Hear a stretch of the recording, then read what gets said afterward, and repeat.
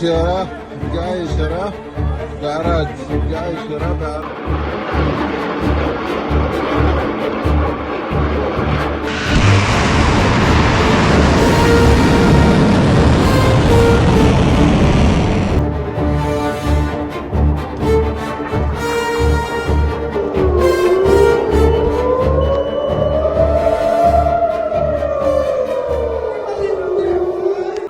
Status berubah dalam hitungan menit, dari siaga menjadi darurat.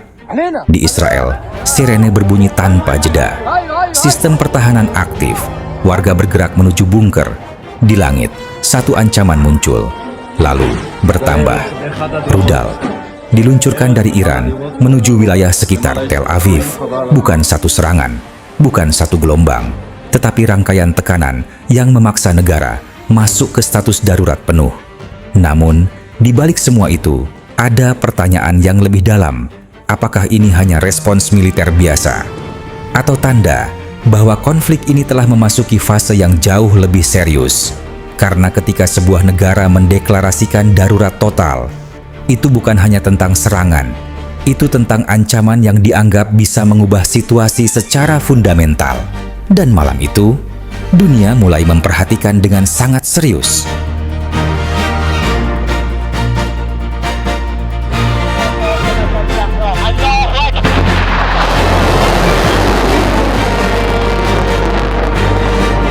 Deklarasi darurat bukan keputusan ringan. Di Israel, status ini berarti satu hal.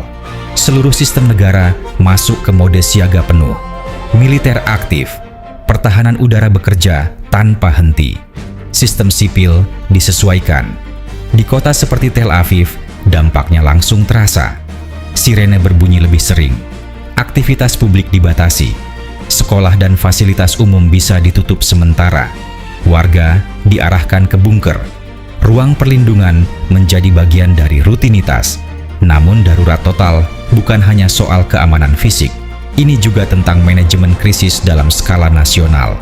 Pemerintah harus memastikan listrik tetap berjalan, komunikasi tidak terganggu, logistik tetap stabil. Dalam situasi seperti ini, tekanan datang dari dua arah. Ancaman eksternal dari serangan yang terus berlangsung, dan tekanan internal dari kebutuhan menjaga stabilitas negara. Di titik ini, konflik tidak lagi hanya terjadi di medan perang, tetapi juga di dalam sistem negara itu sendiri. Dan itulah yang membuat fase ini menjadi jauh lebih kompleks.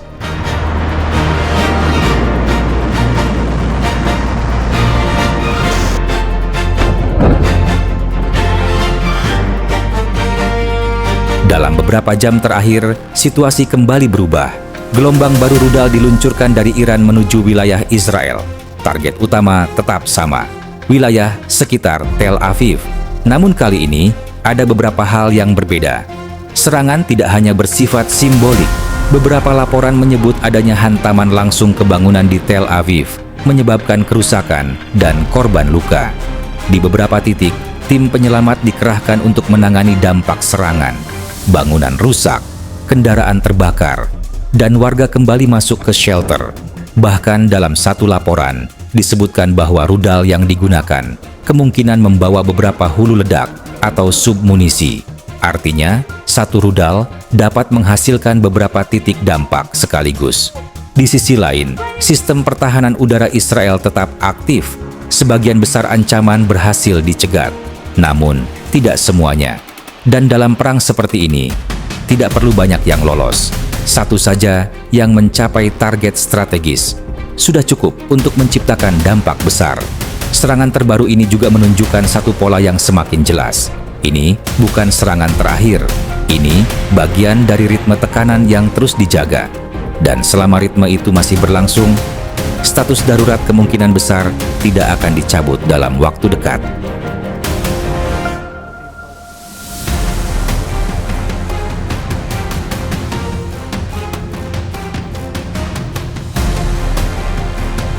Di balik angka dan sistem pertahanan, ada realitas yang jauh lebih nyata. Warga sipil di Tel Aviv, kehidupan tidak lagi berjalan normal. Sirene bisa berbunyi kapan saja. Aktivitas dihentikan mendadak. Orang-orang berlari menuju shelter. Sekolah ditutup, transportasi terganggu, rutinitas berubah menjadi kesiapsiagaan.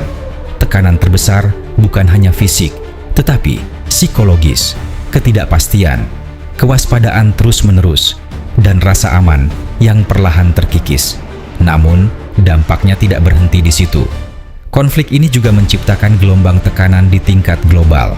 Negara-negara mulai mengambil posisi. Di satu sisi, Israel memiliki dukungan kuat dari United States. Di sisi lain, Iran memiliki jaringan pengaruh di kawasan. Ketegangan ini membuat kawasan Middle East berada dalam kondisi yang sangat sensitif. Sedikit eskalasi saja bisa memicu reaksi berantai. Pasar global mulai waspada, harga energi bisa terpengaruh, dan jalur strategis seperti Strait of Hormuz menjadi perhatian utama. Inilah yang membuat konflik ini berbeda, bukan hanya tentang dua negara, tetapi tentang stabilitas kawasan dan dampaknya bagi dunia.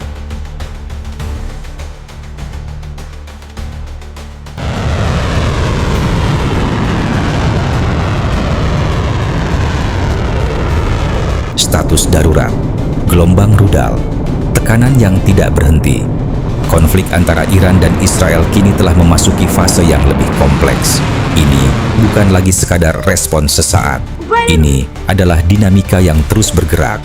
Setiap hari membawa perkembangan baru. Setiap keputusan bisa mengubah arah konflik, dan setiap eskalasi kecil bisa berdampak jauh melampaui kawasan Middle East. Pertanyaannya sekarang, apakah konflik ini akan mereda atau justru terus meningkat menjadi sesuatu yang lebih besar? Jawabannya belum jelas, dan dunia masih terus mengamati. Jika kamu ingin terus mengikuti perkembangan konflik global dengan sudut pandang yang lebih dalam, lebih tenang, dan berbasis analisis, pastikan kamu subscribe ke channel ini, aktifkan notifikasi, dan ikut dalam diskusi di kolom komentar. Karena memahami apa yang terjadi di dunia bukan hanya soal informasi, tetapi tentang melihat gambaran yang lebih besar. Terima kasih sudah menonton. Sampai jumpa di analisis berikutnya.